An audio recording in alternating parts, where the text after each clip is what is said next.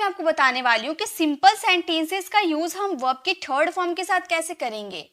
हम तो ये जानते हैं कि सिंपल सेंटेंस में या फिर नाउन लास्ट में हम सब्जेक्ट यूज करते, सब्जेक्ट इज एम आर या फिर नाउन प्रोनाउन का यूज करते हैं, है ना। लेकिन वर्ब के थर्ड फॉर्म भी हम लगा सकते हैं।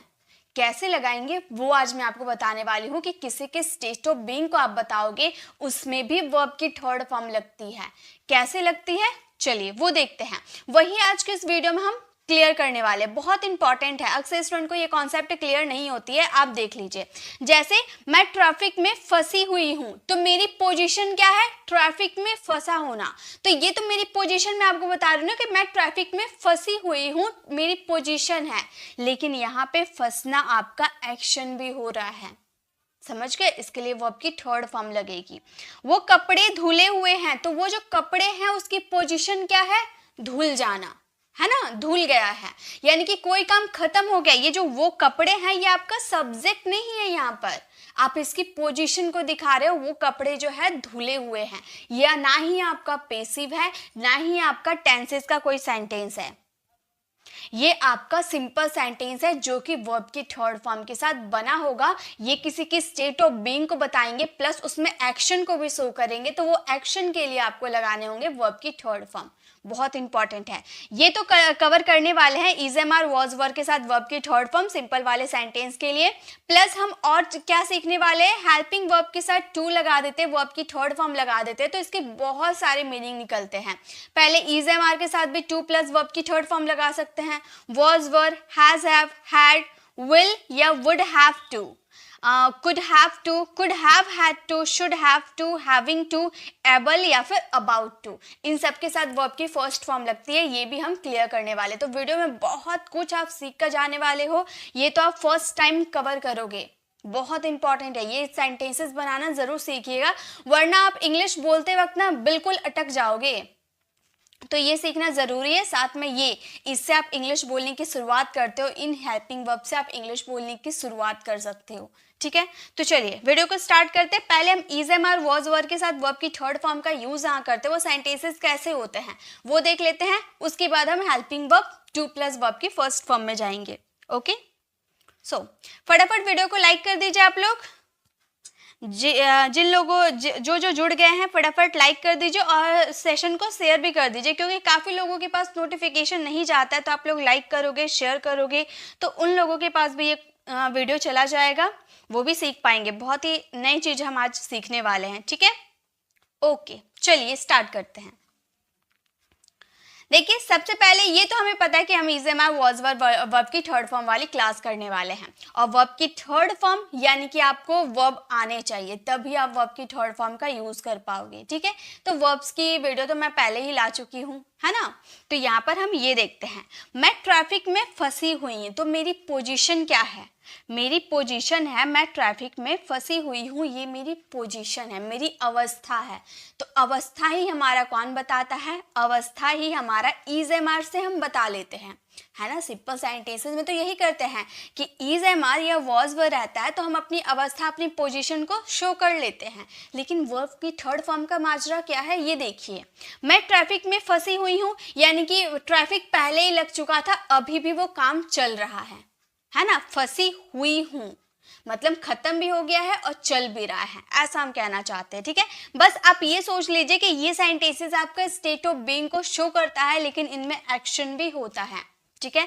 तो सबसे पहले इसका वर्ब क्या है वो जान लेते हैं, तभी तो हम सेंटेंस बनाएंगे। तो यहाँ पे एक्शन आपका हो रहा फंसना, फंसना या फिर अटक जाना। ट्रैफिक में आप अटक गए हो या फिर फंस गए हो, तो उसके लिए हम यूज करते हैं। देखिए फंसना टू टाइप के होते हैं, एक आप किसी की बातों में फंस गए हो वो अलग हो गया, या आप ट्रैफिक में फंस रहे हो यानी कि अटक रहे हो, तो यहाँ पे हम यूज करेंगे स्टक का।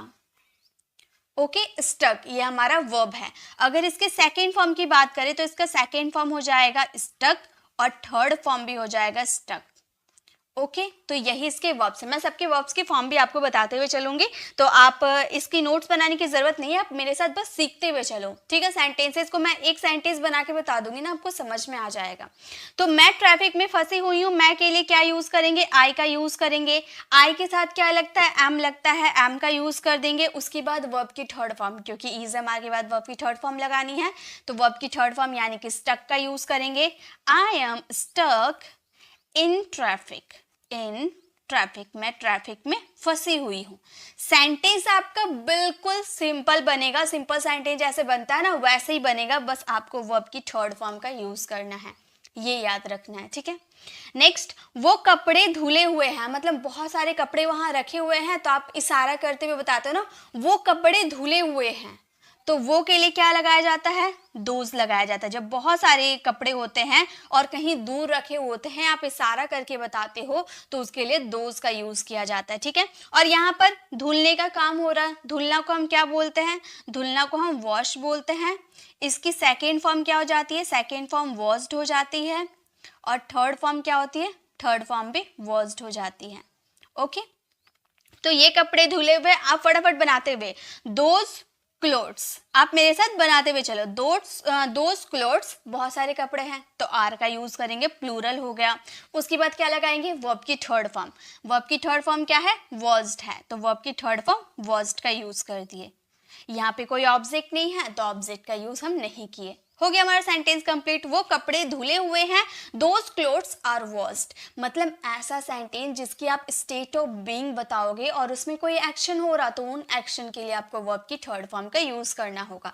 तो अब जहां भी आपको ये सेंटेंस बताना होगा कि वो कपड़े धुले हुए हैं, वो मेज साफ की हुई है, तो ये सारे सेंटेंसेस के लिए आप वर्ब की थर्ड फॉर्म का यूज करना इज एम आर के साथ। ओके चलिए नेक्स्ट देखते हैं, ये पैसा चुराया हुआ है। आप बोल रहे ये पैसा की जो पोजीशन है ना, अवस्था जो है, ये चुराया हुआ पैसा है, तो हम इसके लिए क्या यूज करेंगे, चुराना, यहाँ पर एक्शन हो रहा है, तो चुराना को क्या बोला जाता है, चुराना को बोला जाता है स्टील। इसका सेकेंड फॉर्म हो जाता है स्टोल, और इसके थर्ड फॉर्म की बात करेंगे, इसका थर्ड फॉर्म हो जाता है stolen. Steal, stole, stolen. Okay अब चलिए सेंटेंसेस को बनाते हैं। ये चुराया हुआ पैसा है, ओके तो हम बोलेंगे these are stolen money, these are stolen money. अब देखिए ये सेंटेंसेस को आप इस तरीके से भी बना सकते थे। मान लो ये सेंटेंस आप इस तरह बोलते, ये पैसा चुराया हुआ है, बात तो एक ही रहता ना, ये चुराया हुआ पैसा है या यह पैसा चुराया हुआ है, बात एक ही है, लेकिन सेंटेंस थोड़ा सा पलट जाएगा। अगर आप बोलते हो ये चुराया हुआ पैसा है, तो दीज आर स्टोलन मनी बोल सकते हो, लेकिन अगर आप बोलोगे ये पैसा चुराया हुआ है, तो ये पैसा एक साथ आ जा रहा, तो हम बोलेंगे these money, these money are stolen। इस तरह से आप यूज करोगे, ओके इस तरह से आप यूज करना, ठीक है। चलिए नेक्स्ट देखिए, आप अपने ख्यालों में खोए हुए हो, आपकी पोजीशन क्या है, खोना है ना, तो आप अपने ख्यालों में खोए हुए हो, तो खोना यानी कि लॉस है ना, और इसका सेकेंड फॉर्म क्या हो जाएगा, लॉस्ट, और इसका थर्ड फॉर्म भी क्या हो जाएगा, लॉस्ट है। अब देखिए आप अपने ख्यालों में खोए हुए हो, इसे इंग्लिश में कैसे बोलेंगे, आप यानी कि यू, हम बोलेंगे you are lost, you are lost in your thought, in your thought, ख्याल यानी कि मन है ना, थॉट, तो हम बोलेंगे थॉट। हमारा सेंटेंस क्या फ्रेम हो गया, हमारा सेंटेंस हो गया you are lost in your thoughts, आप अपने ख्यालों में खोए हुए हो, ठीक है। तो इस तरह से इसके सेंटेंसेस बनाए जाते हैं, और सेंटेंसेस लेते हैं, क्योंकि ऐसे सेंटेंसेस आप अक्सर बोलते हो, आपने कभी ध्यान नहीं दिया होगा, अभी मैं आपको बता रही हूँ तब आपको याद आया होगा, आपने कभी ध्यान नहीं हो दिया होगा कि ऐसे सेंटेंसेस को आके बनाते कैसे हैं। तो अब से आप ध्यान दीजिएगा कैसे इन सेंटेंसेस को बनाया जाता है, और अब से आप करेक्ट इंग्लिश बोलना, ठीक है। चलिए नेक्स्ट देखते हैं, ये कॉन्सेप्ट बहुत इंपॉर्टेंट है, इसलिए मैं आपको ज्यादा सेंटेंसेस दे रही हूँ, ठीक है। आप मेरे साथ बनाते हुए चलो, ठीक है, आप मेरे साथ बनाते हुए चलो। ओके नेक्स्ट हमारा सेंटेंस है, पार्टी खराब हो गई है, पार्टी की पोजीशन क्या है, खराब हो जाना, ओके खराब हो गई है, तो पार्टी खराब हो जाना या कमरा खराब हो जाना, बिखरा उखरा होना, तो यहाँ पर मेस का यूज करते हैं, ठीक है, मेस, मैसअप का यूज करते हैं। अगर इसके सेकेंड फॉर्म की बात करो, इसका सेकेंड फॉर्म हो जाता है मेस्ड अप, और थर्ड फॉर्म भी हो जाते हैं मेस्ड अप। ओके, ये इसके फॉर्म्स हैं। तो पार्टी खराब हो गई है, तो खराब के लिए बैड यूज नहीं करेंगे, यहाँ पर एक्शन हो रहा खराब होना, यानी कि मेस्ड अप। ओके, तो पार्टी खराब हो गई है, हम बोलेंगे द पार्टी, प्रेजेंट है, इज का यूज करेंगे, the party is messed up, verb की third form messed up. The party is messed up, party खराब हो गई है। नेक्स्ट, फल सड़ा हुआ था, फल की पोजीशन क्या है, सड़ा होना, तो सड़ा होना यानी कि रोटेन। ओके, तो जैसे फल सड़ा हुआ था, इस सेंटेंसेस को हम कैसे बोलेंगे, हम बोलेंगे द फ्रूट, द फ्रूट, यहाँ पर पास्ट की बात करें वॉज का यूज करेंगे, the fruit was rotten, fruit सड़ा हुआ था, the fruit was rotten. Next है खाना पका हुआ था, खाना पका हुआ था, खाना की पोजीशन क्या है, पका होना। ओके, तो हम बोलेंगे फूड, खाना पका हुआ था, फूड वॉज, पास्ट है ना इसलिए वॉज का यूज किए, फूड वॉज कुक्ड, कुक्ड हमारा वर्ब की थर्ड फॉर्म है ना, फर्स्ट फॉर्म कुक, हमारा फर्स्ट फॉर्म क्या होता है, ये फर्स्ट फॉर्म दिखा रही हूँ, ठीक है, फर्स्ट फॉर्म कुक होता है, और सेकेंड फॉर्म भी कुक्ड होता है, और थर्ड फॉर्म तो आपको पता है कि कुक्ड ही होता है। ओके, फूड वॉज कुक्ड मतलब खाना बना हुआ था। Next word is, next sentence is shirt धुली हुई थी, शर्ट धुली हुई थी, शर्ट की पोजीशन क्या है, धुल जाना। ओके, तो शर्ट धुली हुई थी, हम क्या बोलेंगे, धुलना यानी कि वॉश्ड, मैंने पहले आपको बताया, धोना यानी कि वॉश, उसका सेकेंड फॉर्म वॉश्ड, उसका थर्ड फॉर्म वॉश्ड। ओके, तो हम बोलेंगे shirt is washed, shirt is washed, shirt धुली हुई है। ओके, तो ये हमारा इज मार का अफर्मेटिव वाला सेंटेंसेस था। अफर्मेटिव सेंटेंसेस आई होप आपको समझ में आ गए, कैसे आपको सेंटेंसेस बनाना है एक बार कमेंट में बता दीजिए, आपको समझ में आ गए ना अफर्मेटिव सेंटेंसेस। अगर इज मार वॉज वर्ब के साथ वर्ब के थर्ड फॉर्म बनाते हैं तो वो हमारा सेंटेंसेस हमारे स्टेट ऑफ बीइंग को शो करते हैं। बहुत सारे सेंटेंसेस आप बोलते हो कि कमरा बिखरा हुआ था, तो कमरा की पोजीशन आप बता रहे हो बिखरा होना है ना, कमरा बिखरा हुआ था, वहां मेज पर कुछ गिरा हुआ था, तो उसकी पोजीशन बता रहे हो। तो यहाँ पर एज ए पोजीशन अगर आप बताओगे तो आप सिंपल वाले सेंटेंसेस में वर्ब की थर्ड फॉर्म का यूज करोगे। ओके, चलिए अब इसके नेगेटिव सेंटेंसेस को देखते हैं। अफर्मेटिव सेंटेंसेस आपको समझ में आ गए। देखिए अब इसके नेगेटिव सेंटेंसेस को बना लेते हैं, इंट्रोगेटिव सेंटेंसेस को बना लेते हैं, एकदम क्लियर हो जाएंगे। ज़्यादा कुछ नहीं है, बस आपको यही चीज़ समझाना चाहती थी कि सिंपल वाले सेंटेंसेस में भी वर्ब की थर्ड फॉर्म का यूज होता है। ओके, बस यही समझाना चाहती थी। हो गया। नेगेटिव देखिए, सेब खाया हुआ था, सेब की पोजीशन क्या है, खाया हुआ है ना, सेब खाया हुआ था, तो हम सेंटेंसेस को कैसे बोलेंगे, हम बोलेंगे Apple is not eaten, apple is not eaten, सेब खाया हुआ था, apple is not eaten, sorry नहीं खाया हुआ था, apple is not eaten। Next है पानी जमा हुआ नहीं है, पानी जमा हुआ नहीं है, उसकी पोजीशन जमा होना नहीं है, तो हम इन सेंटेंसेस को क्या बोलेंगे, हम बोलेंगे water is not frozen, ठीक है, फ्रीज, फ्रॉज, फ्रोजन, ईट, एट, ईटन। ओके, इसके फॉर्म्स होते हैं। नेक्स्ट है जीन्स फटी हुई नहीं है, उसकी पोजीशन क्या है, फटा नहीं होना। ओके, तो जीन्स फटी हुई नहीं है, इन सेंटेंसेस को हम कैसे बोलेंगे, हम बोलेंगे jeans are not torn. Okay, इसकी first form tear, second form tore और थर्ड फॉर्म टॉर्न, याद रखिएगा, tear, tore, torn. Jeans are not torn, jeans फटी हुई नहीं है। नेक्स्ट देखिए, मैं बदला हुआ नहीं हूँ, मतलब आप आगे से कोई पर्सन, भाई तुम कितना बदल गए हो, तो आप अपनी पोजीशन बता रहे कि भाई मैं बदला हुआ नहीं हूँ, है ना, तो आप इस सेंटेंसेस को बता सकते हो आई एम नॉट, बदलना यानी कि चेंज का सेकेंड फॉर्म चेंज्ड और थर्ड फॉर्म भी चेंज्ड। ओके, सो हमारा सेंटेंस क्या फ्रेम हो गया, हमारा सेंटेंस हो गया आई एम नॉट चेंज्ड, मैं बदला हुआ नहीं हूँ। नेक्स्ट है फूल टूटा हुआ नहीं है, उसकी पोजीशन टूटा हुआ नहीं है। ओके, तो फूल टूटा हुआ नहीं है, हम बोलेंगे the flower is not, the flower is not. तोड़ना, फूल तोड़ना यानी कि प्लग, देखिए फूल तोड़ना यानी कि प्लग, इसका सेकेंड फॉर्म हो जाता है प्लग्ड और इसके थर्ड फॉर्म भी होते हैं प्लग्ड। ओके, सो हमारा सेंटेंस है the flower is not plucked, फूल टूटा हुआ नहीं है। नेक्स्ट सेंटेंस इज खाना नहीं परोसा हुआ है, खाना की पोजीशन क्या है, नहीं परोसा हुआ, तो खाना परोसा हुआ नहीं है, आप बोल सकते हो food is not, food is not. परोसना को बोला जाता है सर्व, इसका सेकेंड फॉर्म हो जाता है सर्व्ड और इसका थर्ड फॉर्म भी क्या हो जाता है, served. Food is not served, खाना परोसा हुआ नहीं है। तो ये आपके थे नेगेटिव सेंटेंसेस। तो हम लोगों ने इसके नेगेटिव सेंटेंसेस को भी बनाना सीख लिया है ना। अब बच गए हमारे इंट्रोगेटिव सेंटेंसेस। मैं आपको सारे सेंटेंसेस इसलिए बता रही हूँ क्योंकि आपको कोई सा भी सेंटेंसेस की ज़रूरत पड़ सकती है, कभी अफर्मेटिव, कभी नेगेटिव और कभी इंट्रोगेटिव, तो आपको सभी टाइप के सेंटेंसेस बनाने आने चाहिए। चलिए, तो इसके नेगेटिव सेंटेंसेस को बनाना देखते हैं।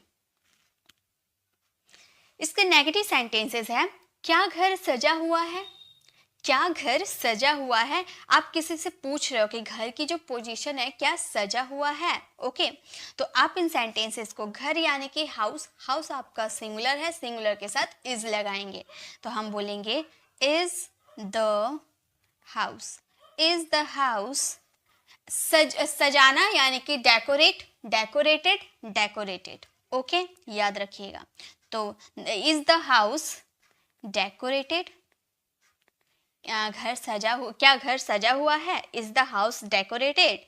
Next word is, next sentence is क्या दूध उबला हुआ है, दूध की जो पोजीशन क्या है, उबला हुआ है, ये आप पूछना चाहते हो। दूध यानी कि मिल्क, मिल्क आपका क्या हो गया, सिंगुलर हो गया, उसे काउंट नहीं कर सकते, जिस वस्तु को आप काउंट नहीं कर सकते उसे सिंगुलर में ही रखा जाता है। ठीक है, तो मिल्क आप काउंट नहीं कर सकते, सिंगुलर में रखेंगे, हम बोलेंगे is the milk, is the milk.